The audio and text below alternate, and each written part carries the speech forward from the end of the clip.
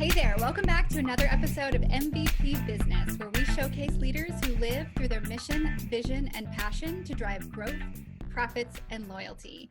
Today's guest is Ryan Mason. He was recently named by Yahoo as one of the top 12 entrepreneurs to watch in 2020 and by Fox News as one of the top entrepreneurs to watch during the COVID crisis.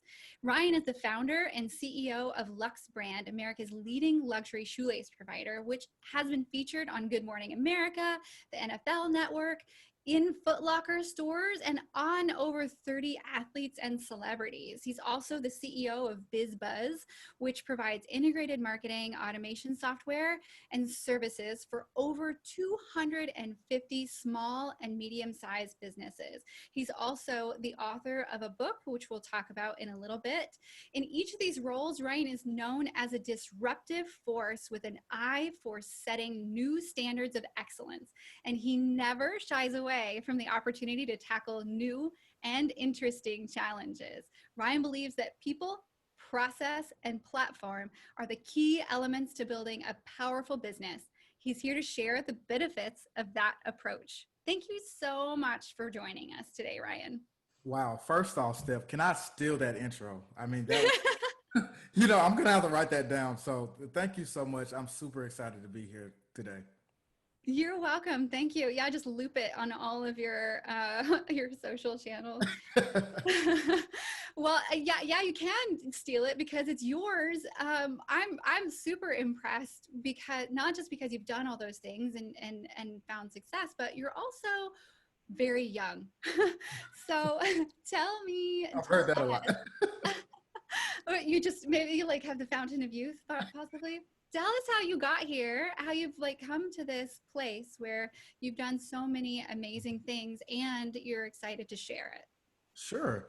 My story is pretty interesting. It goes back to high school. My biggest dream was to actually follow my father's footsteps and play professional football. So my entire life revolved around that, right? Playing ball, going to college, getting a scholarship, going to a big school, and then going on to the NFL. But for me, as we know, life is not linear. Things obviously did not line up the way that I envisioned at the beginning. And basically, it goes back. My father always told me, and this kind of, I want to tell this because it trickled over into the rest of my life. My father always told me, there's one thing you need to worry about, especially if you want to go to the next level, and that is to perform. That's it. Don't worry about any of the other distractions. Just get out there and control what you can control and perform. And I did just that. I was very fortunate enough in high school to actually break a couple of state records for tackles and things like that. And obviously, this built me up quite a bit in terms of, hey, I'm going to get that next opportunity to go to the big school, the Alabamas, the Auburns. And unfortunately for me, this didn't happen that way. For me, it was a story of going to these schools and being ranked with some of these guys who were playing my position. The only difference is that they were 6'5", 250 pounds, and I was about 5'11", 215 pounds, right? So the difference is my stats always trump theirs, but I just didn't fit the image that, that position needed on that level. And this was very hard for me. This was very depressing for me. I went through a time where I felt like, man, I am performing. I'm doing everything that I need to do, but why am I not getting the results that I feel like I need or I feel like I've worked for, right? So Right. this actually led me to being grateful and accepting a scholarship from the only school that gave me a scholarship offer, which was the University of North Alabama. And at the time, oh my goodness, I just really felt like this was not for me. I felt like this is way off of the path of trajectory that I envisioned at first. But I'm gonna tell you why that happened to be the best thing that ever happened to me, right? Well, basically, I went to this small school, and in the midst of doing this, I am continuing my education, but also my career in football. And about 3 years in, I started to lose love for the game. I was running up against some political things that were out of my control, and this kind of led me to thinking, hey, what would life possibly look like outside of sports, outside of football? how can I use this energy that I'm using, every single day in football and just being very active there and transition that energy to something that I could possibly be doing for the rest of my life. All right.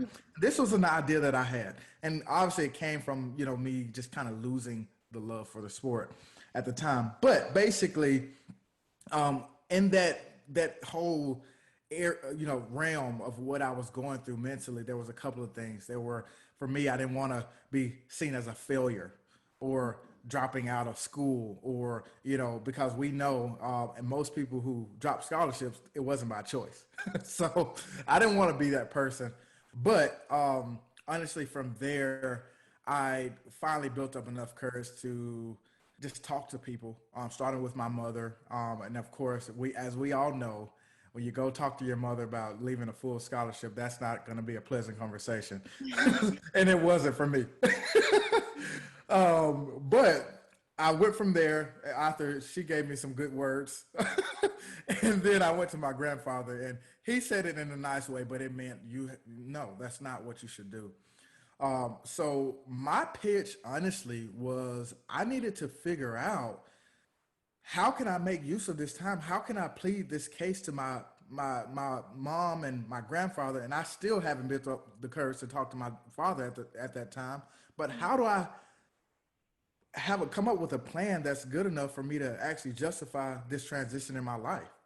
Well, that led to me basically starting my first company.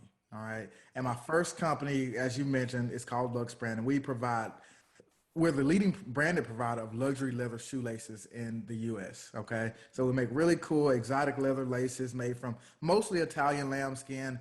And we've had some really early success with that. But honestly, for me, going through that period in my life where things just didn't line up the way that I wanted them to. For me, going through, the little small depressive states where I was like, why am I working so hard towards this and I'm not getting the results? If I didn't go through those things and bump my head, I wouldn't have saw the light on the other side. So that's how my story starts. And of course, that later on that evolved into some other things, but that is ultimately where I got started. So what got you started? There's so many things in that I want to talk about, but what got you started with shoelaces? Number Okay. one, luxury leather shoelaces, very unique. Also want to mention, just to call it out again, the power of taking a really disappointing situation and Mhm. just living with it and leaning into it and finding out later that that disappointing situation was probably the crux to your next success. Wow. Because that's happened for so many people. So I just want to call Absolutely. that back out again and then ask the question about shoelaces. Sure, sure. It took a long time for me to get there. It really did. It took a long time. And now, if I look back now, like the knowledge and the experience that I've gained now is basically, I can say that it is basically the thought of successful people failing their way to the top. I Mm, mean, once I literally was able to digest that and understand, like, hey, Ryan, you got to go through something, because if you're not going through something, if your goals are not big enough, the reality is that, yeah, you may win every single battle, but you're probably not gonna be where you want to be, right? yeah, so Tony Robbins had I won't say it exactly the way he says it, but something in the context of, if your problems are small, then so are your goals. Mm, Like if you have really big problems, you're probably going to have really big successes. right. That's true. 100%. We as humans are, there's a point in my life where and I still do it to this day, but there's been times where I look back and I'm like, gosh, my goals were so small. I had no idea of what I really was capable of. Hmm. I had no clue. I mean, if when I first got started, for me to say, hey, I'm going to land a product on the number one watch show in the country, it would have been a laughing matter, you Oh, know? right. Yeah. Right. And it's so funny because, there's a saying that I really believe it's so true. Like, people only say you're crazy until you do it. Hmm. And once Well, you, and then they think you're lucky. right, exactly. Hey, that's the next part of that. Exactly. Yeah, yeah. So I love that the concept of you have to keep failing your way forward. So what obstacles did you come up against and overcome as you were getting started? Yeah, I think one of the biggest things for me was I was young. I was in college. I felt like I was burdened by that scholarship at that point. But basically, I didn't really pursue the business until after I had left it. But I didn't have the resources. I mean, let's be honest. As a college student, there aren't many resources. I was in a small town in Alabama. I couldn't travel when I wanted to travel. I couldn't do a lot of things. So I had to be extremely creative and I had to learn how to be resourceful. I had to learn how to do things untraditionally. And that is where I realized that when the untraditional things is what really captures people's attention. And that's how they remember you. Mhm. So the mix of doing that, that's actually what kind of led me into starting my hybrid agency, was because I realized that some of the things and some of the strategies that I was using to me were not groundbreaking because I had no context of what was a good strategy or not. But when I expressed that with so many other local businesses, they were like mind blown. Like, and I'm yeah, and I'm over here literally like, I'm embarrassed to kind of, Yeah. yeah, that's the face. I was kind of embarrassed to kind of say like, but and it took some time to realize that I had to hear from several people that, hey, Ryan, you probably should package this up, and sell it. Yeah. Well, that's really interesting. I've learned, so I worked for another agency for 14 years. I keep wanting to say 17, but I think it was just 14. And we used to go to conferences all the time, and he would be like, wow, why did we pay for this? I know all this stuff already. It's like, it's so common sense. I'm like, just because you know it doesn't mean that it's common sense. That just Absolutely. means that you've learned it. So, and Mhm. I fall into that as well. And I think that, people who, struggle with, should I have a podcast? Should I write a book? Should I write Mhm. a blog even? Doesn't everybody already know this? Right. Well, I do this all the time. As soon as I know something, I feel like surely everyone else knows it. We all do. We all Yeah. do. We all do. And it's So, important to understand, that their experiences may be completely different than yours. So the and way the they mind see. process, right? The Mhm. the way of thinking Right. is is different. Exactly. Yeah, and I always say I feel like marketing is common sense. Hmm. It's business, it's psychology and common sense. But it's not. It's a That's way of thinking. And common sense isn't necessarily common. right. That's true. That's so true.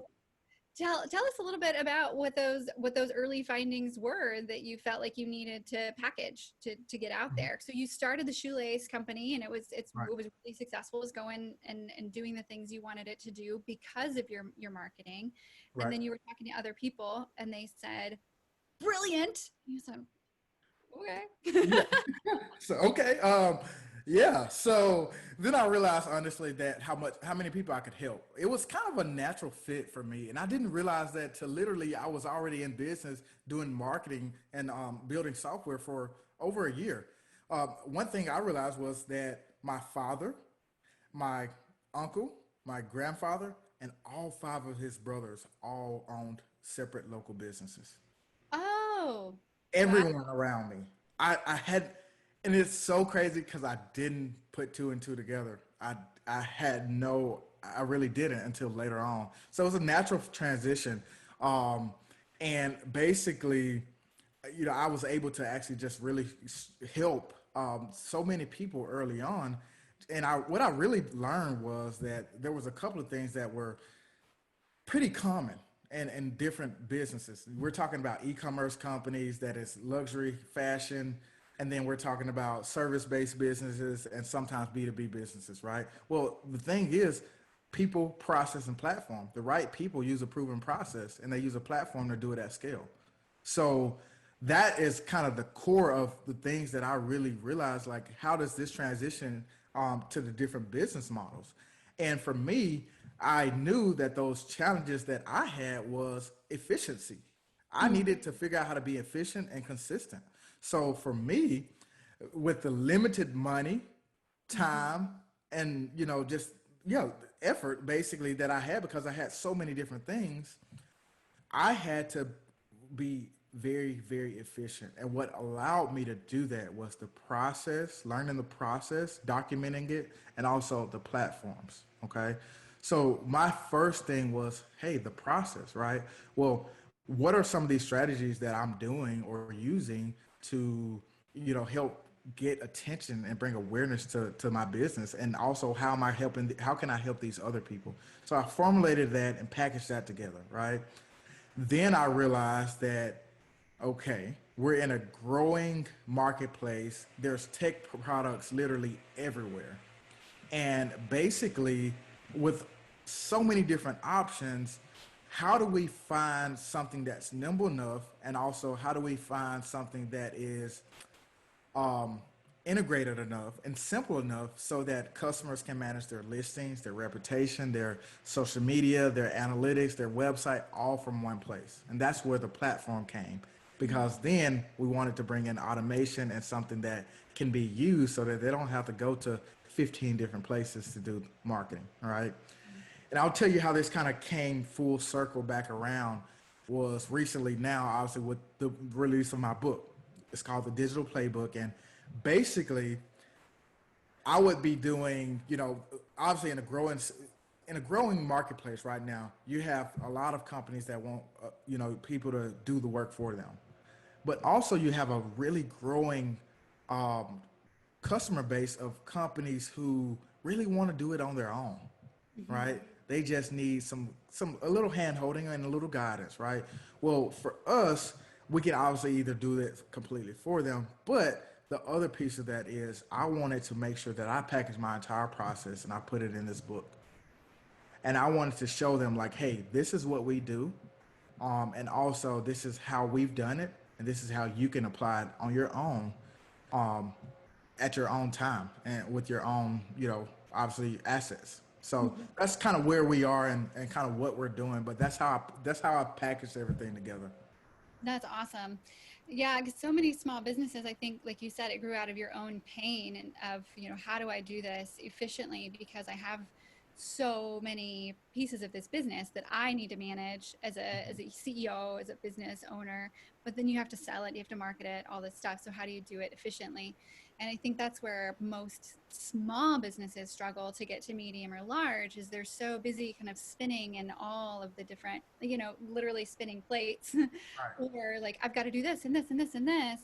But yeah, if you can find a way to be efficient or find the right times to hire the right people, then you can move yourself up to that next notch Right. without sacrificing your profits. Like you're moving all of it up at the same time.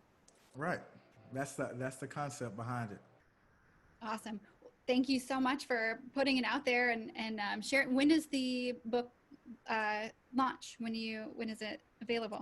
At the end of October, but you can actually go ahead and sign up right now, so you can get early access, and it's gonna be launching on Amazon. So I'm super excited. It's my first one.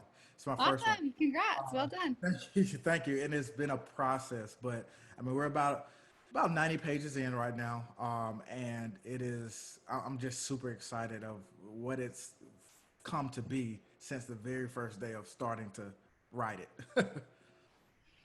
So you've done so much in a short amount of time. There's so many questions.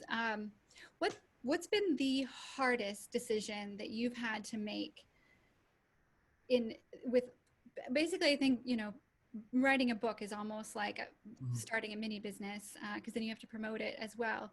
So you've Yes. had these like three different ventures, and marketing is an ever evolving venture. What's been Right. the hardest decision that you've had to make in the last several years as you've gone through this journey? Does it have to be business related or No. personal? Mm-mm. Okay.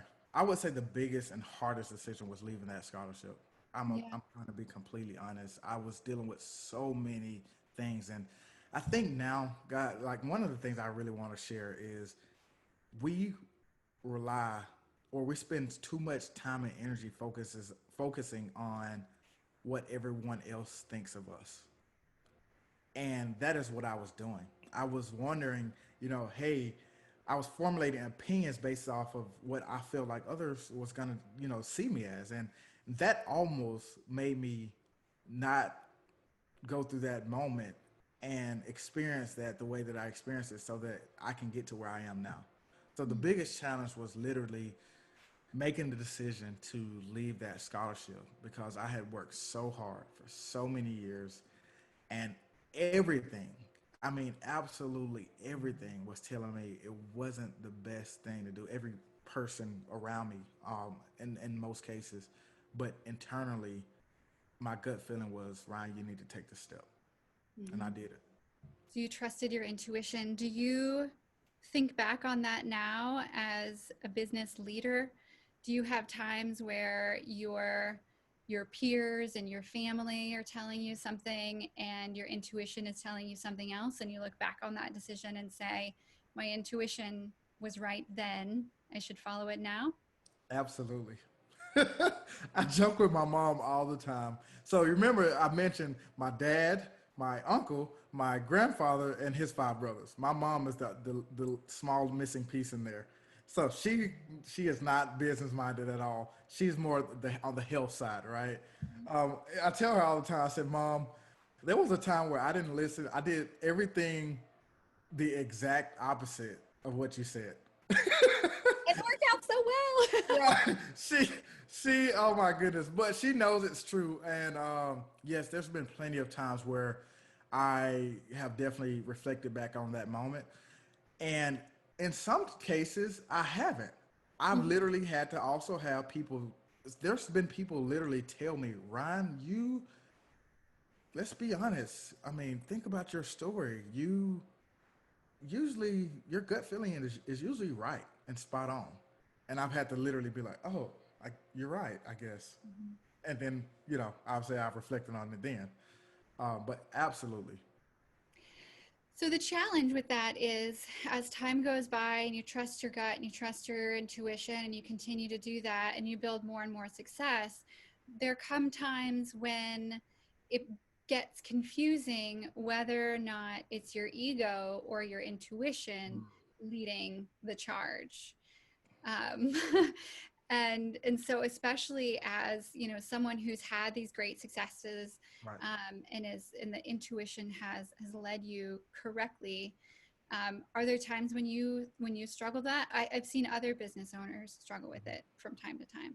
Yeah, I think it's something that you definitely got to pay attention to. But one thing's for sure is I think when you have data at play, Hmm. and you can use data to, more efficiently make a decision, then it helps out a ton, right? So if I'm in any given situation, and of course I'm reflecting back on my previous success, I also have to make sure that it makes sense.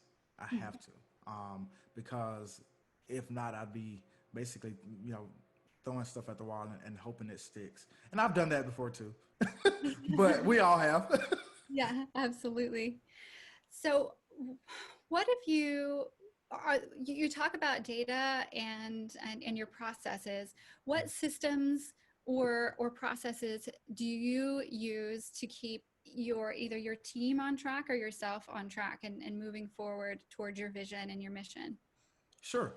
So one of the things is, we talk about process, right? Process is basically a system of repeatable tasks that can be put into a checklist, basically. And the way that this works is either I can use this, but also ideally I would be able to give this to a colleague of mine or a team member, and they will be able to follow those tasks. And they're simple enough so that they can actually perform those tasks as efficient as I have performed them before. Okay. So that is, the core of one of the biggest elements to building that business. Now, the platforms that we use, obviously we do have our own softwares, but I can tell you what they do. Okay, so for me, one of the core things, we talk about the customer journey a lot. Okay, so in that customer journey, you have the first stage, which is awareness or interest. Okay, and then what usually happens is a customer, now since they have so much access to data, they'll pull out their phone and then they'll do a search. So they're gonna see how findable you are online. They're gonna search for you, all right? Then from there, they're gonna do their research. So once they find your information, they're gonna dig in. They're gonna look at your brand identity. They're gonna look at your reviews and what other people have to say about you, and they'll formulate an opinion based off of what they see. And Hmm. then after that, they go into basically the point of conversion. All right. And for most businesses now, this is online. Okay. And then after that, the stage of advocacy. So that is once they have actually purchased your product or service and they are actually, experiencing, hey, well, the first moment of truth, whether they love it or hate the product. Okay. So out of those five pillars, basically our software kind of helps you guys make it easy to win at every stage. So in the interest and awareness stage, you have ad reporting, all right, and also automated AI advertising.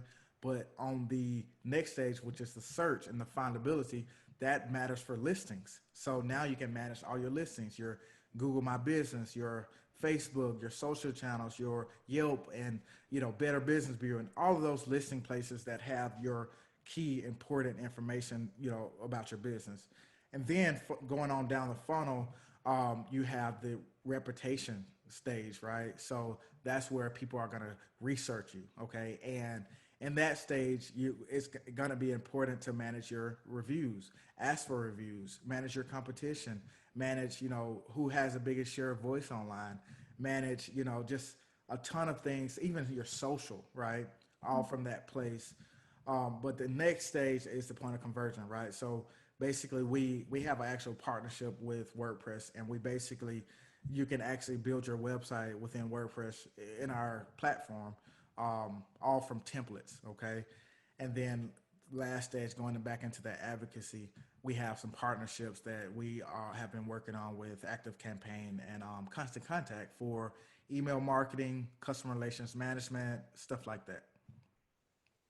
So Very those cool. are the different things that I think, are extremely important that every single business needs to have. Definitely. So your platform helps them through that whole journey, that whole process. That's fantastic. Right, right, because it's important to win at every single stage. Absolutely, especially nowadays, people, if it's not exactly right, there's someone else out there, something else that they can just a click away. Yeah, and imagine how easy it is. You mentioned a click away. Imagine if someone's kind of making their way down a customer journey, right? So they see an ad, and the first thing they do is they search for that business. All right, so they search for that business, and then they do their research on that business, and then they see that there's a couple of negative reviews that kind of haven't been responded to, and they just didn't give the best vibe for that business. Well, it's so simple that all that customer is going to do is literally hit the back button and go to the next person in line. Hmm. They're going to go to the next business in line. And that at that point, I've actually dealt with companies who are wanting to run ads and bring thousands and tens of thousands of eyes to their business, but they haven't laid the foundation, right? They haven't collected the positive reviews and the positive mentions and built brand identity and made sure that they were easily accessible and findable online before doing that. So that's why it's really important that you focus and narrow down and buckle down on all of those stages. Yeah, absolutely. And that reputation management is a big piece that a lot of people forget about or ignore or get frustrated by. It's easy to get frustrated because customers are more likely to leave a negative review than a positive review if you're not Absolutely. actively asking for the positive reviews. Hmm. So if you get a couple and you're like, oh, I didn't even do that. That's not how that went. And you just, Right, yeah, I'm going to ignore that because that's not really what happened, right. rather than saying, hey, I'm sorry, that's what your experience was. That's not what we try to do. How Hmm. can we make it up to you? And just kind of trying to not necessarily salvage that relationship, Right. but realizing that that post can salvage hundreds of thousands of future relationships. 100% accurate. So yeah, it's absolutely worth it. And it can get really time consuming if you're a restaurant or a, Absolutely. a B2C, but it's so worth it. Absolutely worth it. It is. It is. So, when you think about just being efficient, right? So, if you're a restaurant, so one of the things that we wanted to make sure we implemented was that, obviously, if you're getting tons and tons of reviews, the restaurant industry, that's one of the leading industries in getting feedback and reviews from customers, and they are quick to say, this is terrible. Right? So, but we That wanted to makes me provide. so Right, right. We wanted to provide a way for businesses like that to manage those reviews. So if they are good, and basically we implemented like sentiment analysis. So if you get a good review and they're saying positive things about these keywords, then there's a couple of templates that can show you, or that you can actually click, and it'll basically go ahead and send a reply to them. Mhm. So if Mhm. there's bad, if they're bad, and maybe it's a 1 star or 2 star review, then obviously those need to be handled a little differently, right? And as you said, making sure you acknowledge that, hey, whatever that they didn't like, acknowledge it first, and then basically make sure you try to get the conversation offline so you can resolve it, and so it doesn't stink so bad, for everyone else. Yeah.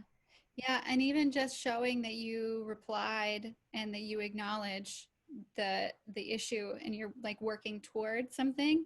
If Mhm. I like personally read a review and like just general research shows that if a consumer sees that the business put an attempt toward bettering the relationship, then it doesn't take away that negative sentiment, but it repairs it like It 80%. eases it. Yeah, it eases it. Correct. Yeah, And also, even when you get good reviews, you still want to respond to those as well, because that provides an opportunity for you to actually, you know, do an upsell or talk about a new promotion or event coming up. or to turn just a general positive review or positive customer into a lifelong promoter. Absolutely. An Like, not advocate. only did they do this, but they also replied with this and they sent me a gift card or whatever it was. And like, whoa.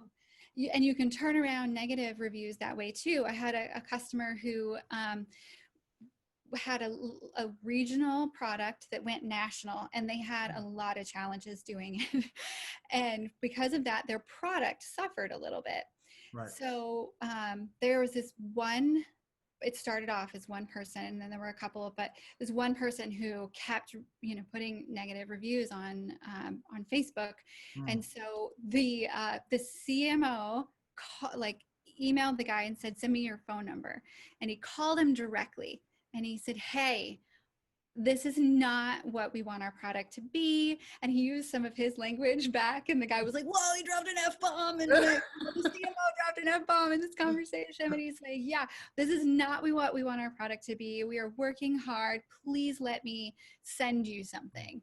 And he Yes. did. And they sent it was chips. And he sent a $50 care package of chips and sauces and salsas. And like, this is all of our product. This is how it's supposed to be. And the Oh, guy was wow. like, F yeah! Like, Yeah. Right. like The this. entire Okay, no, conversation. now I like this. Now I like Yeah. the brand. And like, yeah, going that extra mile turned it around completely to where this guy who was really could have destroyed the brand just because he was very vocal, Right. is now a promoter of the Right. brand.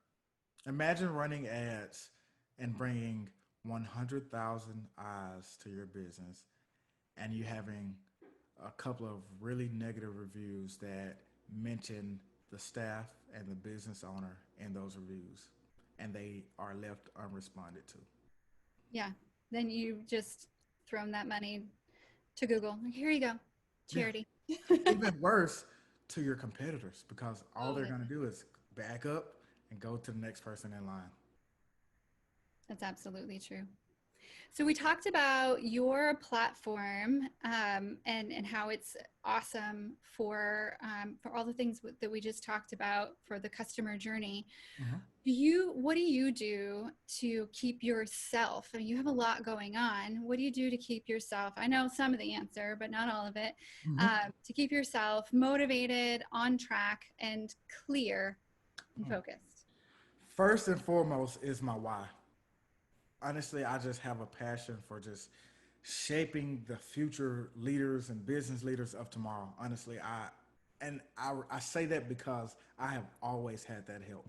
I have always had someone in my corner.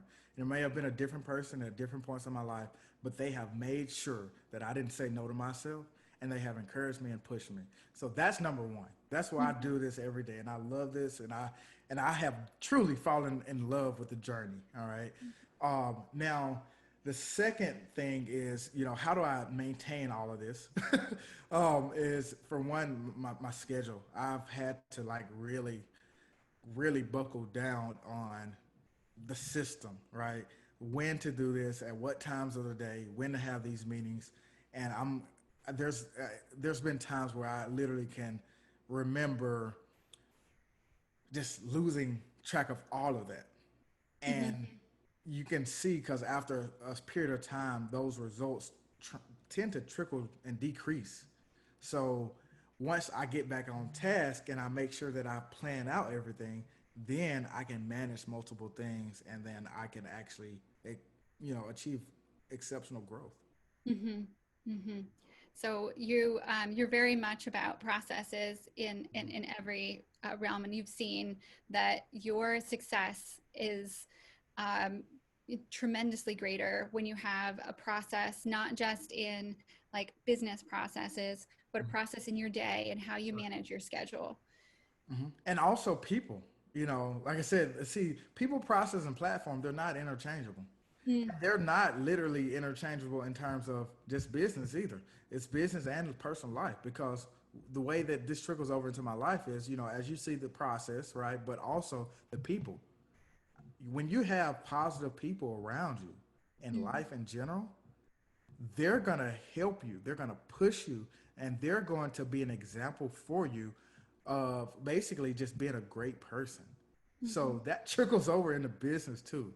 When you network with business owners who are high achievers, great companies, great cultures, it rubs off on you, Mhm. you Mhm. know? So it's kind of the same way. So whether it's business or in life. Absolutely. Yeah, my husband mentioned to me once, I think it was something mentioned on the Tim Ferriss show that, you are a combination of the five people you spend the most time with. It's kind of the same concept of you are what you eat, that you are a combination of those energies that you spend the most time with. That includes the media that you consume. So if you spend most of your time listening to positive podcasts or business podcasts, you're going to be motivated and like, Mhm. really soaking that in. True. If you spend your time, you know, listening to comedy shows, then that's going to trickle in. And if you spend your time watching murder mysteries, Right. you know, all of that plays you're not like you're going to turn into a serial killer, but it is going to. It's gonna make a difference. Dexter was really motivating for me. Uh, Dexter.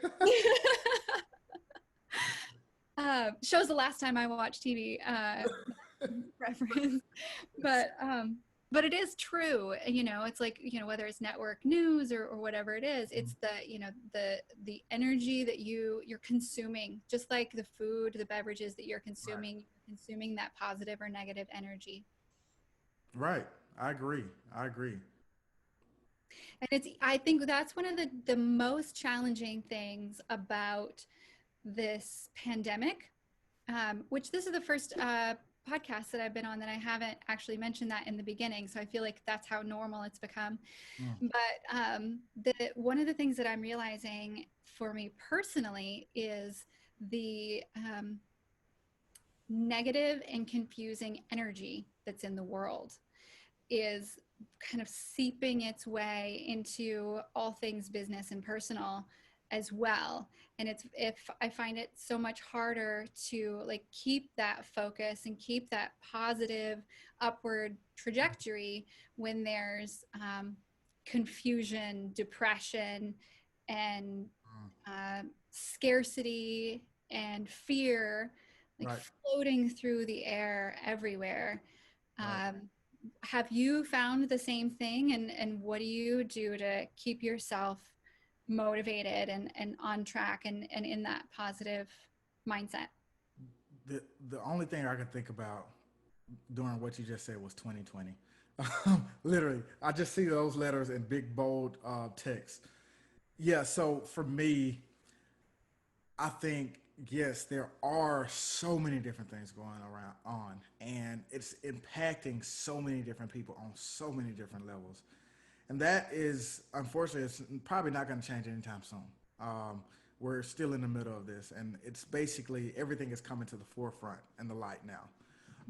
But a couple of things that I've done is basically the way that I get up in the morning, and also that process in terms of my daily routine, but also working out, okay, and eating a healthy balance, right? So I blame all of this on the pandemic, but basically I make sure that I get up and I am thoughtful and thankful about what is going on in my life and what I have in front of me, because as we all know, it could be worse, right? So that's one of the most important things. Also, I make sure that I try to, if I'm at home with my parents, if I'm here, I make sure that I am either eating a healthy breakfast with my family or making sure I'm eating a healthy breakfast by myself. And also making sure that once I continue on into my day, I am following those, spending my time wisely. I make sure that when I'm on lunch, I'm not really thinking about business. Mm-hmm. I have to get away from it because if not, I love it so much that I will do it all day, every day. That it's not healthy. Okay, it's great, but it's a good feeling, but it's not healthy, right? Because you need balance. Mm-hmm. So after that, I make sure I try to work out, and I make sure that I am being mindful of, you know, just being active because as we know, as you achieve success in your professional career in life or anything, sometimes your balance gets thrown off, right? You start neglecting the loved ones you have. You start losing, you know, or gaining the pounds, right? Or you can start getting bad eating habits, right? Or you adapt bad habits in general.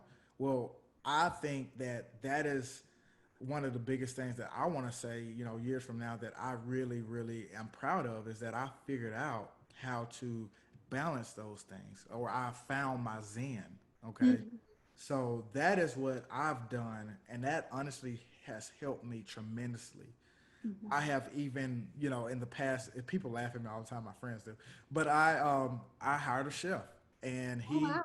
yeah, he cooks for me. And I mean, it is, the things, of course I was like, oh, this is kind of expensive. This is kind of overkill at first. But when I realized about 2 or 3 months in, I was like, geez, the meals and things that I'm eating, whether I'm cooking them or he's cooking them, the effects that it's having on my mentality and my mind and my physical as well is astounding. I can do more, I can be more, and I am more. All Mm. from that, So that's kind of what I try to really do is make sure that I am um, being considerate of the balance in my life. Yeah, that's a really good point. So I've noticed during COVID that people have fully leaned into their comfort mechanisms and then kind of pulled themselves back because they realized they went too far, whether it was, binge watching something, reading, eating too much, drinking too much. I mean, Right. now they have liquor delivery and you can pick up a gallon of margaritas from every I didn't know location. that. I didn't know Texas. that. I haven't, but I Probably a wanted good thing. Yeah, probably a good thing I didn't know that. to. You're like, what? And then all of a sudden, knock, knock, knock. Right. Oh my goodness, I learned something new. Yep. You're welcome, listeners. Right. That's the one thing they wrote down in this whole show. But then there's this other set that fully went into exercise or fully went into eating well or whatever. And what I realized for myself is that, and I say I realized, actually, my business coach, Bill Small, told me is that I've got to find that balance on the pendulum. That yes, and it wasn't necessarily eating, because I think I've found in my 20s and 30s that balance Mhm. of eating really well, but enjoying the things that I like to enjoy at this, in a balanced way. But the balance of personal happiness. So I'm a wife and a mother and a business owner and a daughter-in-law, and all the things that come with all those things. And Right. I generally put myself into a pleasing mode and a service mode first. Yeah, naturally. And yeah, and then my business is, very high up there as well. So Mhm. then there comes to this point where I am starving, like, Yeah, for happiness, because I put it all into everything and everybody else. And so, what Bill Small helped me to kind of shine the light on is that there's got to be a balance of the whole self, the whole life. Your whole life has to be balanced, and you can work it into processes, and or partly just becoming aware right, that you're doing those things. Especially now that we were kind of in this, we got out of our routines of 2019 and before that, right. and got thrust into work from home, be with your family 24 hours a day, Mhm. educate your children, feed Yeah, them, two snack them, different do everything extremes. you Yeah, and figure out a new way of doing business. Even if you always worked from home, it's still like, well, wait, everybody's communicating differently, and I can't just run and have a meeting and brainstorm on a whiteboard with somebody. right, So how do we get through that?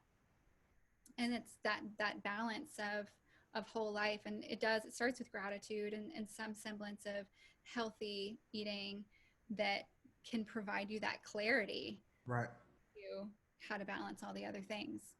Absolutely. So I have this thing called the topic wheel, and I teach it in my book as well. But basically, it's the practice of finding three professional and three personal topics that you care about and want to be known for, basically. And it helps you generate ideas on how to create or what kind of content to create. Okay. So basically, because if you think about it, nobody wants to see businesses, buy my product, buy this, buy that all day, right? They want to connect with you as a person as well, okay? So for me, one of those topics is finding your zen, finding your balance in life. I think during the pandemic, with obviously, well, before the pandemic, I'm guilty of this. I was so used to just running through life, running. Every opportunity, I was straight through the door. My mom was like, slow your butt down. But I was like, I don't care. I'm going. Yeah. I'm like, you can't contain me. I'm out the door. Right. and, but it forced me and a lot of us to kind of slow down and reflect on those things. But some of the things that are important to me outside of business is just family and friends. And in that topic wheel, I have figureheads who I think really exemplify what it means to find your zen in life. And all of these people own businesses, they have kids, they have family, they have friends, and it shows. So Mhm. that's important. So who is your top figurehead that you follow or watch? And in general for that category. Mhm. Okay, so there's a few people that are close to me. Brandon Gillis is one of them. My father is another one, just being a business owner. Another one is Mitchell Ham. So these are actually local guys that I personally know, but they really exemplify it. I mean, and if I can model my life, in my future around how they are doing now, I would be very, very pleased. That's phenomenal and fantastic that you have those people close to you that you can see their whole life to be able to model after. I think that's one of the things that I struggled with for years. People would say, like, do you have a mentor? Do you have, someone that you look up to. And for many, many years, I didn't have anyone, especially close to me, that I felt like I wanted to follow in their footsteps in any way. And so I just, like you, but different. I just started running quickly in the opposite direction from where I came, saying, I just know I don't want to go there, so I'm going to go this way. And that, I'd run into a wall and I would just be like, okay, where's a rope? Let me scale this thing. Or, oh, guess that's not available. I'll go this way. Just boom, just run, right? Right. Until I got to where I was like, oh shit, this is comfortable. What do I do now? I don't have anyone to emulate. I don't know what's next. I hit all my goals. Like, I think I was, I don't know, 26 or something. And I was like, what do I do now? And I kind of stayed stuck there for a Yeah. long time because I thought, well, I never even thought I would get this far. Like, really, honestly. That's that's so interesting.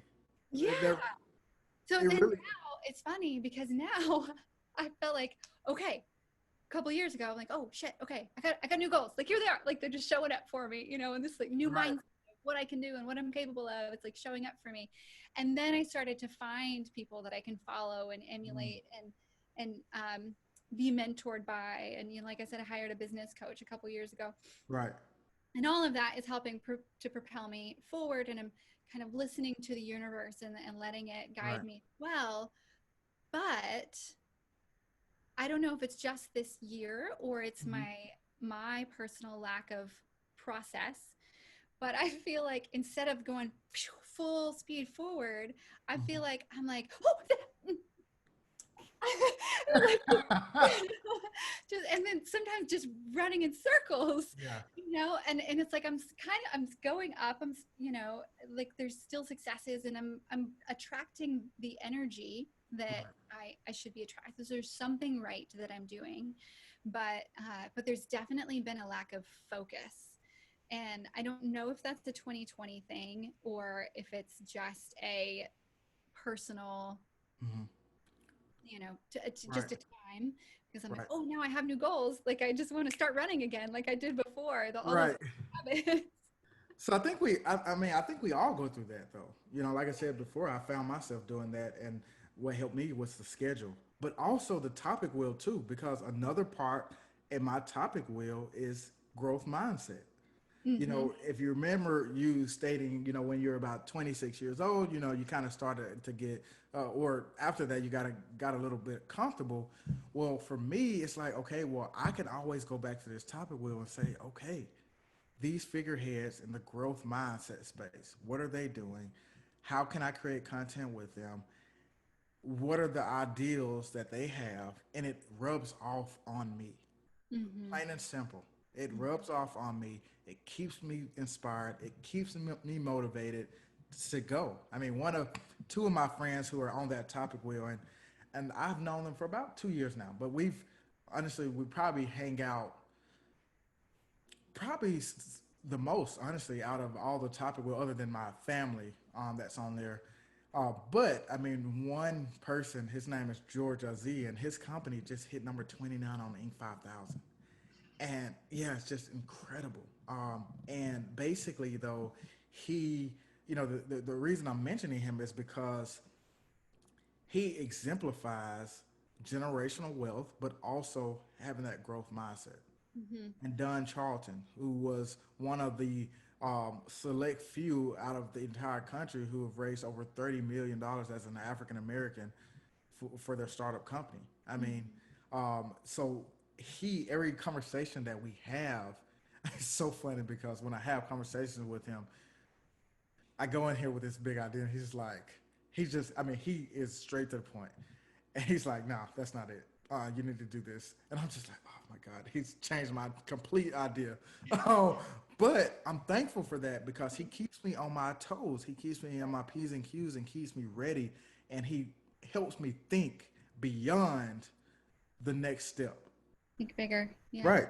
So that's where the growth and that's where the beauty of the topic was, so that because it keeps me grounded on so many different areas. I'm not just thinking about entrepreneurship. I'm thinking about growth mindset, whether that's personal or professional. I'm thinking about sports and entertainment, which I love. I'm thinking about generational wealth. I'm thinking about digital marketing. I'm thinking about finding my balance or finding my zen in life as well. So I have two closing questions for you that you can Mhm. combine or address separately. Sure. But what is your what does your vision look like for you or for your businesses for the future? And do you how I guess well, maybe we're not stopping. I don't know. So many questions. Um, how d- how often do you address that vision? Or like you said, growth mindset is always about kind of, pulling yourself upward and forward and how can I continually Right. grow? So how do you address that vision? What is it for you? And what would you recommend or state to a someone who is looking to follow their new passion into business? Right. So for one, business wise, I want to help over 100,000 businesses uh, grow and scale. I really do. That's a huge number, but I know with time and software, I can actually do that. Right. Personally, I think about success, and what success looks like for me is honestly just being able to have a voice to inspire people. I mean, Mm, I really want to inspire people to just take action, learn from their mistakes, realize that, hey, it's not over once you make a mistake, and understand the value of finding the gold in those mistakes as well. Okay. mm. So that's the personal thing. The second question, can you repeat that one more time? Yeah, sorry. Uh, what would you say or recommend to anyone who is discovering their passion and wanting to turn it into a business? What advice do you have for them? Whew. That's a good question. A really good one. I think about some of the things that my dad told me. um, he said, Ryan, it's a long journey. It's a long process, and it's not all about money. It's not all about money. It's about falling in love and with helping people and helping businesses achieve success. And once you fall in love with that in the journey, the rest will follow. So my advice is to understand that yes, you need to dream big, but also you need to take it one step at a time and cherish the journey, because that is what is gonna follow you for the rest of your life. Absolutely. Absolutely. I think that yeah, you seemed like, oh my gosh, I can't answer this, but that was a perfect, great answer. Thank you. Trying to sum up a million different scenarios into one. A million different times I bumped my head, right? Probably, Well, like you probably gonna said, do it about 15 million more times. and you have to be willing. Yeah, Have to be that's true. willing. It's like I was talking to Ben and Liz with the Unink, and um, we stumbled upon this visual for business owners of kind of walking up a staircase as it's being built, and you have to have faith that the next step Mm, is going to be there. right, You are the one building it, but also others with you in your mindset, in that growth mindset and the possibility mindset. But yeah, that you have to be willing to fall, maybe roll back down to the bottom of the stairs. right, But just enjoy that process, and always be looking for that spark of happiness and hope, and be willing to ask for help. right. And the number one thing is understanding that when you fail, that's not quitting. Mm, That's basically you getting the opportunity to learn firsthand and apply it to the next big thing. That's all it is. that's beautiful. It's Thank you. perfect. It's perfect. Thank you so much. Well, are there any last closing words that you want to share with the MVP audience? Well, sure. I think the biggest thing, if you want to stay connected with me and what I'm doing, You can do that on Instagram, which is one of my main channels, at @thegreat_Mason. But you also can follow me on LinkedIn and Facebook as well at Ryan D. Mason. And if you do want to check out the book, or check out any other things that I have, like the tools or anything, you can go to ryandmason.com and then scroll down about half the page for the book, but also hit get started for free for the digital marketing tools. Fantastic. That's awesome. I'm really excited to check all that stuff out, and I hope everybody else does too. Well, thank you. It's been a pleasure. I'm super, super excited. Can't wait till this comes out. Awesome. Me neither. I love all these conversations, and they always surprise me. Thank you so much for sharing your journey and your successes and your failures with us. And we're excited to continue to watch you on your journey. Wonderful. Let's stay in contact. Thank you. Absolutely. Thanks, Ryan.